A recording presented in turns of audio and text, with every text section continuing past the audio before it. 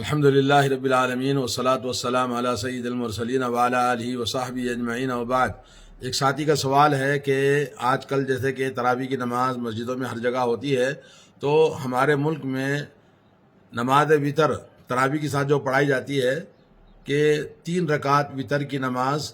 2 رکعت پڑھنے کے بعد قاعدے میں بیٹھتے ہیں، پھر اس کے بعد میں کھڑے ہوتے ہیں، پھر 1 رکعت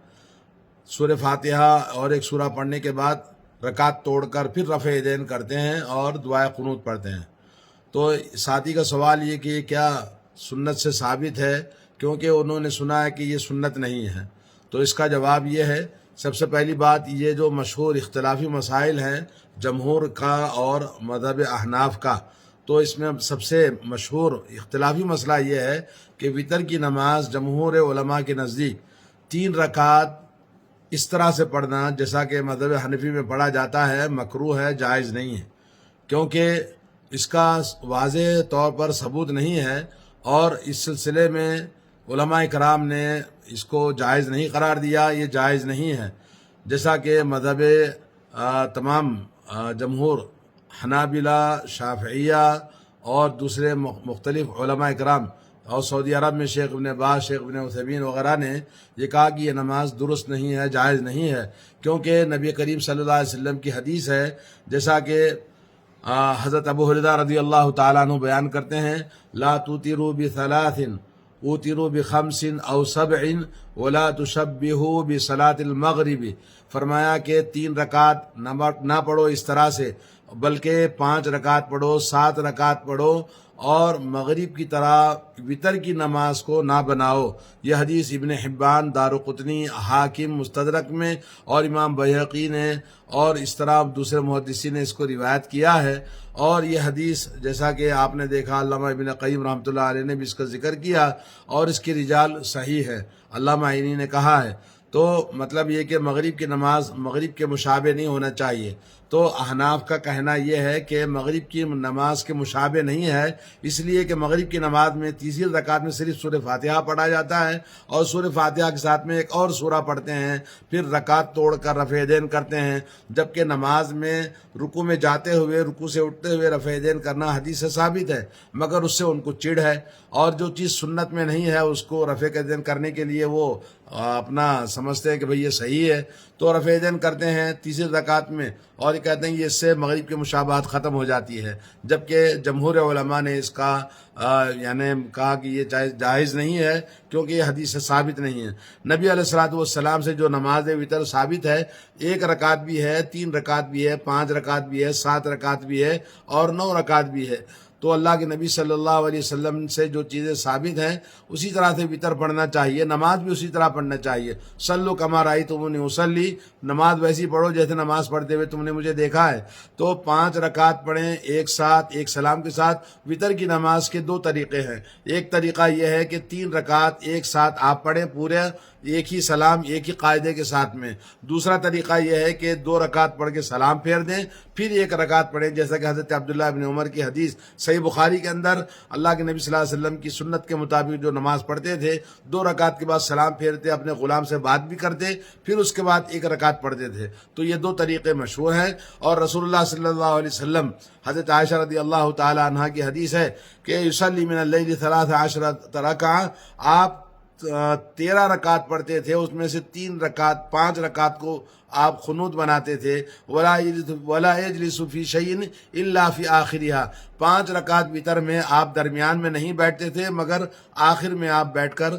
وتر کی نماز ایک ہی سلام سے، ایک ہی قاعدے کے ساتھ، صحیح مسلم کی روایت ہے 737۔ اور اسی طرح سے حضرت سعد ابن ہشام ابن عامر یہ تابعی ہیں، اور یہ کہتے ہیں کہ حضرت عائشہ رضی اللہ تعالی عنہ کے پاس آ کر انہوں نے پوچھا کہ اے امی جان، ام المومنین، آپ مجھے بتائیے کہ رسول اللہ صلی اللہ علیہ وسلم کی وتر کی نماز کیسے ہوتی تھی؟ تو حضرت عائشہ نے کہا کہ رسول اللہ صلی اللہ علیہ وسلم کے لیے ہم مسواک اور وضو کا پانی تیار رکھتے، اللہ تعالیٰ جب چاہتا آپ کھڑے ہو جاتے رات میں جب آپ بیدار ہوتے تو پہلے مسواک کرتے، پھر وضو فرماتے، پھر اس کے بعد آپ 9 رکعت پڑھتے تھے، ولا یجلس فیہا الا فی الثامنہ، 9 رکعت والی وتر میں آپ 8 رکعت پڑھتے مسلسل، اس کے بعد 8 رکعت کے بعد قاعدے میں بیٹھتے، اور قاعدے میں بیٹھنے کے بعد اللہ کا ذکر فرماتے، وَيَحْمِدُهُ، اللہ تعالیٰ کی تعریف کرتے، حمد و ثنا کرتے، وَيَدْعُوهُ، اور اللہ سے دعائیں مانگتے جو مانگنا ہے، ثم ينهض، پھر 9ویں رکعت کے لیے آپ کھڑے ہوتے اور اس کے بعد 1 رکعت پڑھتے، اور 1 رکعت یعنی 9ویں رکعت پڑھنے کے بعد 8 رکعت مسلسل پڑھ کر قاعدے میں بیٹھا، پھر کھڑے ہوئے، پھر 9ویں رکعت آپ کھڑے ہو کر پڑھتے ہیں، پھر 9ویں رکعت کے بعد آپ بیٹھتے ہیں، اور اس کے بعد اللہ کا ذکر اور اللہ کی حمد و ثنا اور اللہ تعالیٰ سے دعائیں مانگتے ہیں، پھر اس کے بعد آپ سلام پھیرتے ہیں۔ یہ 9 رکعت والی وتر ہے، اور سلام پھیرنے کی آواز ہمیں سنائی دیتی تھی۔ ثم يصلي رکعتین بعد ما يسلم وهو قاعد، اس کے بعد بیٹھے بیٹھے 2 رکعت آپ نماز پڑھتے تھے۔ یہ حضرت عائشہ رضی اللہ تعالی عنہا نے بتایا۔ تو 2 رکعت کے بعد بیٹھنا، پھر کھڑے ہونا، اور اس طرح مغرب کی طرح نماز پڑھنا یہ جائز نہیں ہے، لیکن یہ کہ مذہب حنفی کا طریقہ ہے، اور اس کے لیے وہ مختلف قسم سے کہیں آسمان سے دلیل توڑ کے لاتے ہیں، زمین کھود کے دلیل لاتے ہیں، اور اپنے مذہب کو قائم کرنے کے لیے صحیح احادیث کا انکار کرنے میں ان کو کوئی اعتراض نہیں ہوتا ہے، بلکہ وہ صاف طور پر بہت ساری صحیح احادیث کو نمازوں کے مسائل میں وہ انکار کر دیتے ہیں۔ اللہ توفیق اور ہدایت دے۔ حضرت ام سلمہ رضی اللہ تعالی عنہ فرماتی ہیں، یوتر بخمس و بسبع، آپ 5 رکعت پڑھتے، 7 رکعت پڑھتے، لا یفصل بینہا، ان کے درمیان آپ سلام کے لیے نہیں، قاعدے میں نہیں بیٹھتے تھے، بسلام ولا بکلام، درمیان میں 5 رکعت کے 7 رکعت کے نہ سلام پھیرتے، نہ قاعدے میں بیٹھتے، نہ کلام کرتے، پورے 5 رکعت 7 رکعت ایک ساتھ آپ پڑھتے تھے۔ یہ حضرت ام سلمہ کی حدیث ہے۔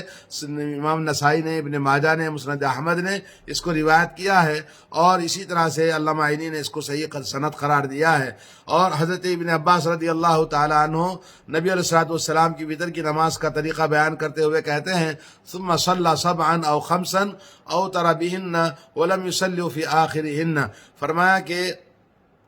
نبی علیہ الصلوۃ والسلام 7 رکعت یا 5 رکعت پڑھتے اور ان کو وتر بناتے، اور درمیان میں کوئی بھی سلام نہیں پھیرتے تھے، قاعدے میں نہیں بیٹھتے تھے، بلکہ آخر میں قاعدے میں بیٹھ کر ایک ہی سلام کے ساتھ ایک ساتھ آپ 5 رکعت 7 رکعت وتر پڑھتے تھے۔ یہ بھی حضرت ابن عباس سے ثابت ہے، سنن ابو داؤد میں